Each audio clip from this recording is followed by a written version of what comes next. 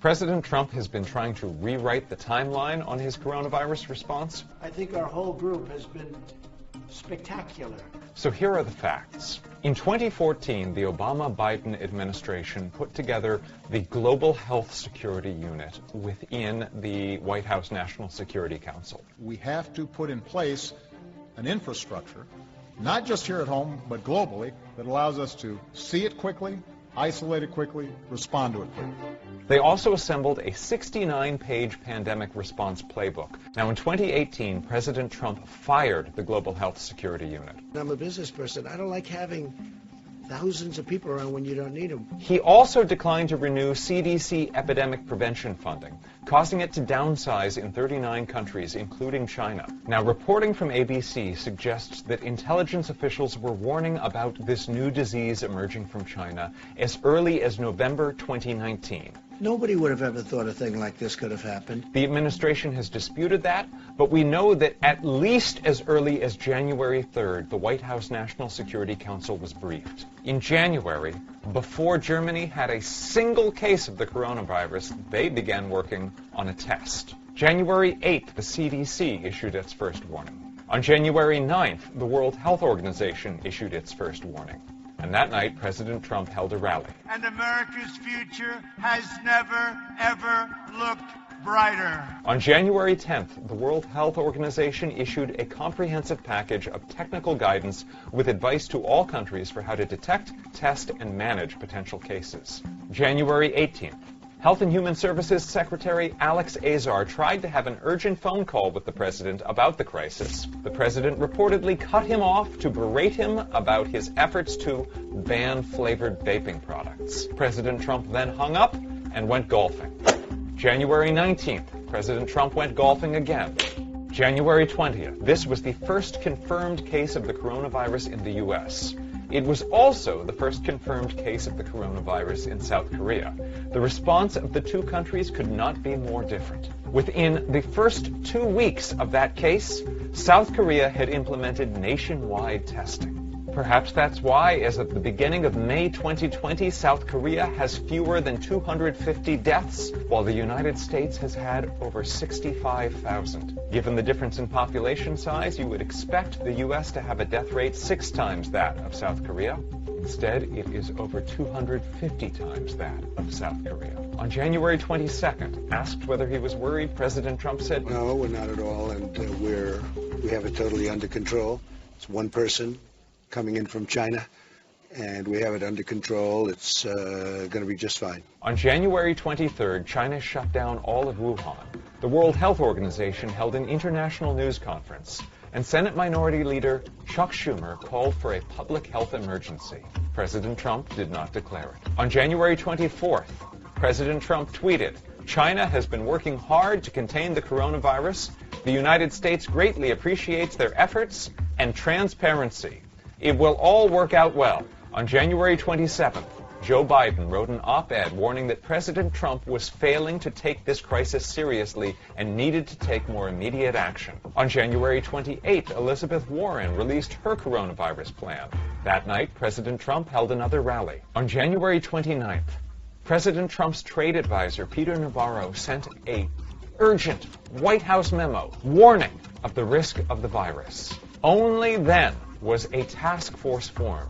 January 30th, China locked down all of Hubei province. The World Health Organization declared a global health emergency. That night, President Trump held a rally. February 1st, Trump goes golfing.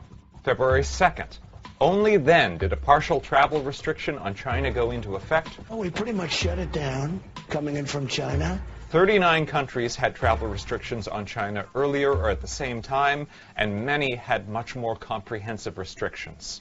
At least 430,000 people arrived in the U.S. from China since January 1st. This included nearly 40,000 in the 2 months after President Trump's travel restrictions. While he claims that they saved thousands of lives, Dr. Jennifer Nuzzo, an epidemiologist at Johns Hopkins, says, quote, "We have not seen any evidence that shows that the travel restrictions stopped or slowed down transmission of the virus." February 3rd, the World Health Organization released a strategic preparedness and response plan. February 5th, Secretary Azar requested $4 billion to fight the virus. This led to a shouting match in the White House. February 6th, the World Health Organization began distributing 250,000 tests around the world. The U.S. didn't want any. We'd produce our own.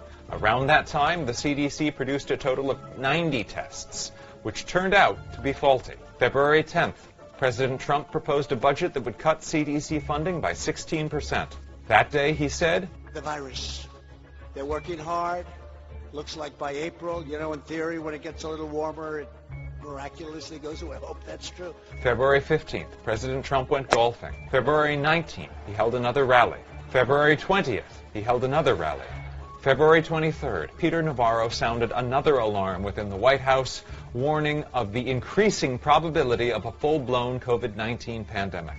Only the next day does President Trump finally ask Congress for additional funding. But that same day, he tweeted, "The coronavirus is very much under control in the USA. Stock market starting to look very good to me." On February 26th, You treat this like a flu. Because of all we've done, the risk to the American people remains very low. We think that in almost all cases, the better are getting. We have a total of 15.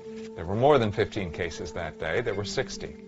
And now there are 1.1 million. February 27th. It's going to disappear. One day it's like a miracle. It will disappear. February 28th. Now the Democrats are politicizing the coronavirus. You know that, right? Coronavirus. And this is their new hoax. The very next day was the first confirmed U.S. death. Washington State declared a state of emergency. March 4th, he did an interview with Fox News where he suggested that it might be okay to go to work with the coronavirus.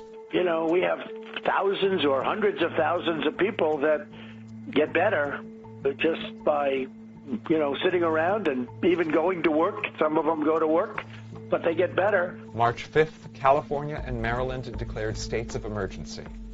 March 6th, Kentucky and Utah declared states of emergency. He went to visit the CDC wearing a campaign hat and said, Anybody right now and yesterday, anybody that needs a test gets a test. They're there. They have the test. It wasn't true then. In May, it's still not true. March 7th, New York declares a state of emergency and President Trump goes golfing. March 8th, he golfed again. March 9th, he compared coronavirus to the flu in a tweet and suggested it would go away on its own. March 10th. It will go away. Just stay calm. It will go away. On March 11th, the World Health Organization said it was not just a global health emergency, it was a pandemic. WHO has been assessing this outbreak around the clock, and we're deeply concerned both by the alarming levels of spread and severity and by the alarming levels of inaction.